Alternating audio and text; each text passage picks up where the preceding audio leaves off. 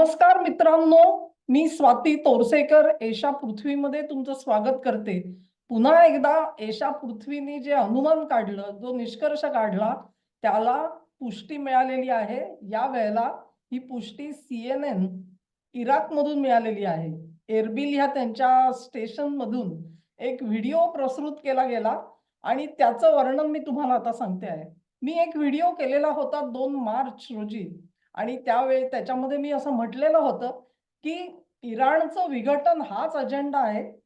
केवळ regime change नाही, तर इराणचं विघटन करण्याचा अजेंडा घेऊन अमेरिका तिथे उतरलेली आहे आणि या अजेंडानुसार कुर्दिस्तान आणि बलुचिस्तान हे दोन्ही प्रांत इराणला गमवावे लागणार आहेत.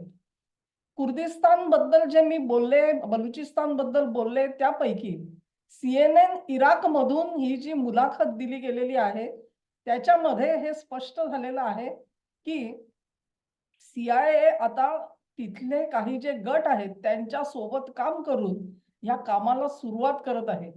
क्लॅरिसा वॉर्ड ह्या त्यांच्या रिपोर्टर आहेत आणि त्या रिपोर्टरनी आपल्या स्टेशनशी बोलताना असं सांगितलं, की इराकमध्ये जे कुर्द लीडर्स आहेत, त्यांच्यापैकी काहींना त्या भेटल्या आणि त्या लीडर्सनी असं सांगितलं, की खुद्द डोनाल्ड ट्रम्प यांनी आम्हाला फोन करून असं सांगितलेलं आहे, की पुढच्या आठवड्याभरामध्ये तुम्हाला कुर्दिस्तानसाठी लढ्याला सुरुवात करायची आहे आणि त्याचा प्रारंभ आता लवकरच करायचा आहे।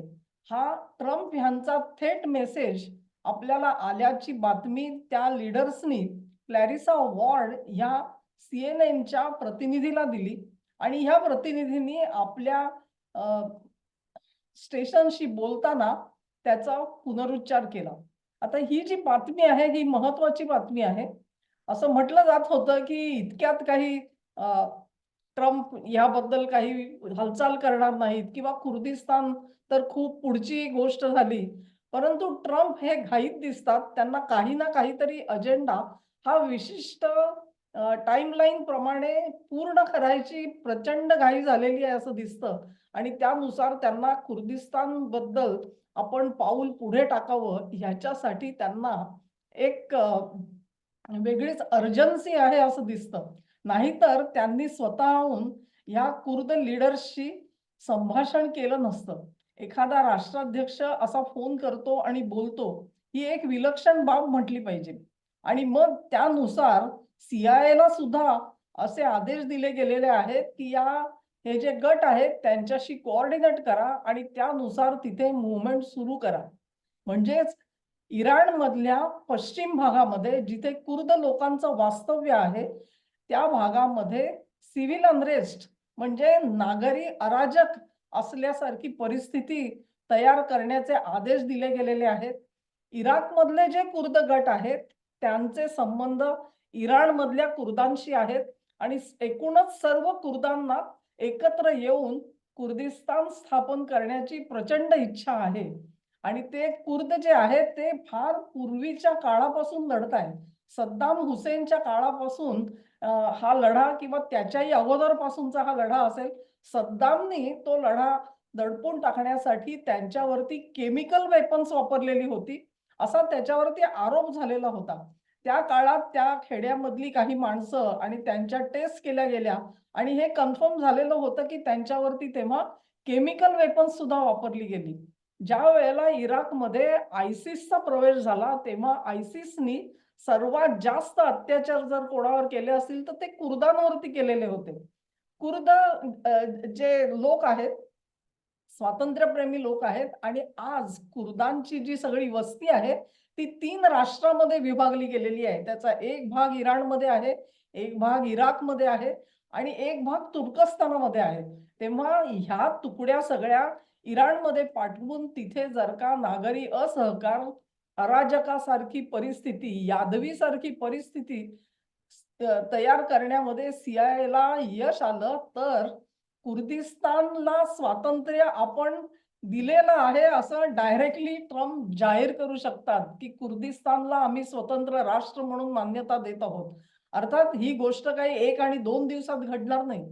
सुरुवातीला हा जो लढा तयार होईल त्याचा काहीतरी एक मूर्त स्वरूप आलेलं आपल्याला दिसेल।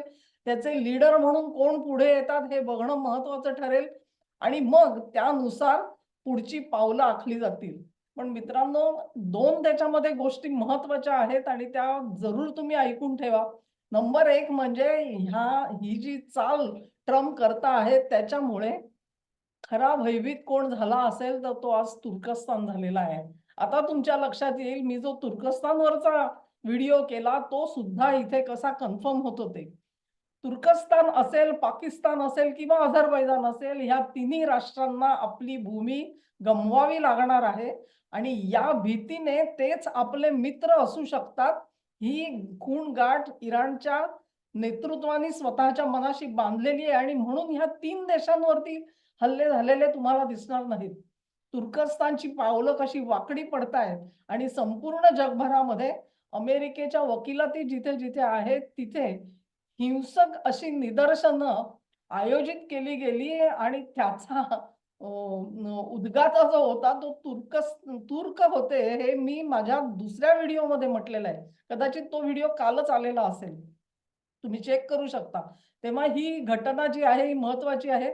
एशा पृथ्वीनी जो निष्कर्ष काढलेला होता, एकंदरीत ज्या बातम्या येत होत्या त्याच्यावरून त्या निष्कर्षाला खुद्द CNN इराकमधून दुजोरा मिळालेला आहे आणि म्हणून हा व्हिडिओ तुमच्यापर्यंत तातडीने पोहोचवण्याचा प्रयत्न करते आहे. तुम्हाला हा व्हिडिओ आवडला असेल अशी आशा करते. आवडला असेल तर लाईक करा, शेअर करा. चॅनेलला सबस्क्राईब करा आणि सहकार्य असंच चालू ठेवा जेणेकरून हे विश्लेषण जे आहे ते तुमच्यापर्यंत पोहोचवण्यासाठी मला अधिकाधिक हुरूप येऊ शकेल. नमस्कार.